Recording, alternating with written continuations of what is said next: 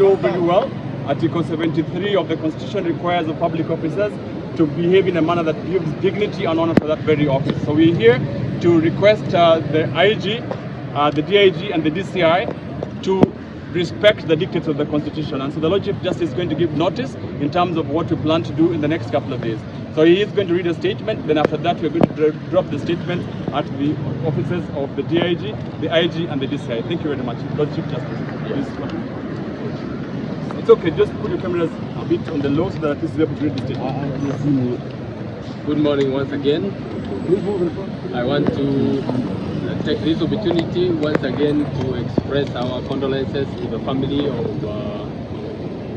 Ojwang and those others who were abducted and murdered and have never been traced, and even those who were traced and eventually buried. So given what has just happened in the last 1 week, we want to say that there are a few things that we need to do as citizens and as people who love this country. It is now evident that the Director of Criminal Investigations, the Inspector General himself of the National Police Service, and the Deputy Inspector General, Mr. Eliud Langati, are among and many other leaders blatantly lied on oath on the brutal killing of Albert Ojwang. That contradicts quite a number of the statements that came from the police service. We were being told that Ojwang hit his head against the wall, implying that he actually committed suicide, which is not true. President Ruto himself made a statement which was callous and very, very disrespectful to the people who, or to the family of Ojwang. And it was intended to avoid taking responsibility for the kidnapping, the killings, and what has happened in the past few years. I mean, few months. The back of the Kenyans have been hurt, but they are rising. Their right to peaceful assembly, to demonstrate, and to petition authority is legally supported by Article 37 of the Constitution. We stand with the other Kenyans in this liberation and demand that the leadership of the National Police Service and all those implicated take responsibility for their actions. Towards this end, I want to outline 3 major points that we are pointing to. There is prima facie evidence that Mr. Eliud Langati, directly or indirectly, by himself or through his accomplices, is implicated in the illegal arrest, torture, strangulation, and the eventual murder of Albert Ojwang. Yet, he is still in the office. It is now a time to immediately arrest Mr. Langati and have him prosecuted. Integrity demands that this cannot continue. This kind of impunity cannot continue in our country.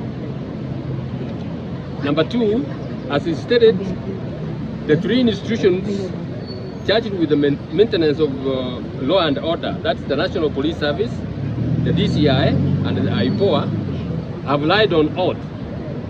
Consequently, the Kenyans have lost the trust in, the Kenyan people have lost trust in them. This cannot be allowed to continue. Our institutions of human rights and justice need a serious resetting and rebuilding. To begin this resetting and rebuilding process, we demand the arrest of the DCI because he lied on oath, and the IG, as well as Mr. Langati himself, and they be prosecuted, and those, of course, who are associated with the murder of Ojwang. To be clear, we support the efforts of the other Kenyans who have already petitioned for private prosecution. And if no action is taken, we will join them and come up even with fresh charges against them. And we demand that this be done on or before the 25th of June this year. If that is not done, we will formally come out and join those efforts and demand for private prosecution. You know, the law provides for that. If the DPP or the agencies don't want to take that action, we are not left helpless. We can demand for private prosecution and go right ahead. Articles 1 and 3 of the Constitution guarantee all the Kenyans their sovereignty. They can act directly or through the institutions that have been set.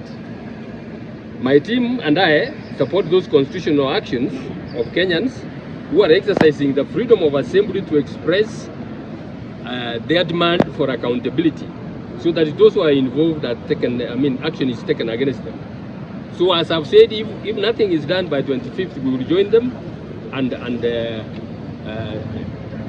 seek to prosecute those who have been involved. I also note that in spite of the crisis that we are in today, the president has not taken any step to bring to book so many of those youths and others who were murdered in June last year and coming forward up to the one of Ojwang. This tells you exactly the value he places on human life. Him and his administration don't have any regard for human life. And if that nothing is done, this is going to continue, and we are not going to have a country. This era of impunity shall only come to an end when the people reclaim their power under the Constitution that carries their hopes, dreams, and guarantees human dignity.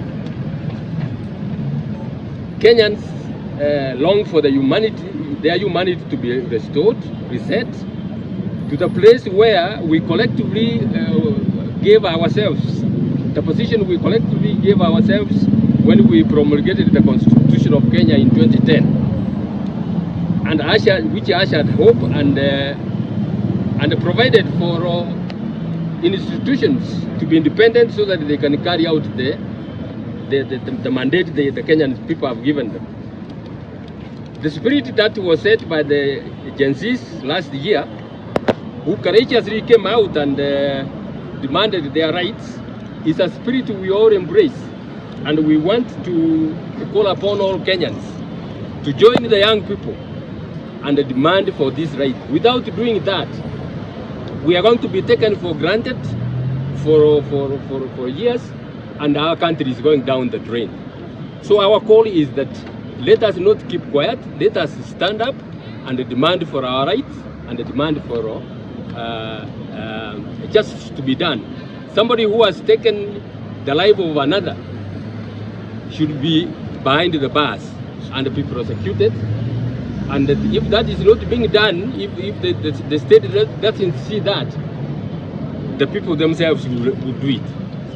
Thank you very much. Thank you very much. I'd like you to drop a copy to the Inspector General of Police, yes. The other one to the Director of Criminal Investigation, yes. And also one to the DIG Maraga. Okay. Yes. You don't want us to take them here? No, you can just give us. No problem. We are going to give you. No problem.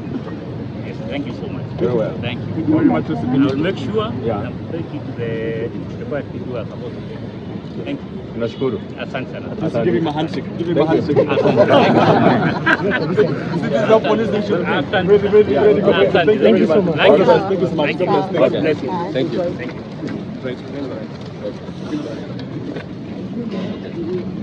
Right.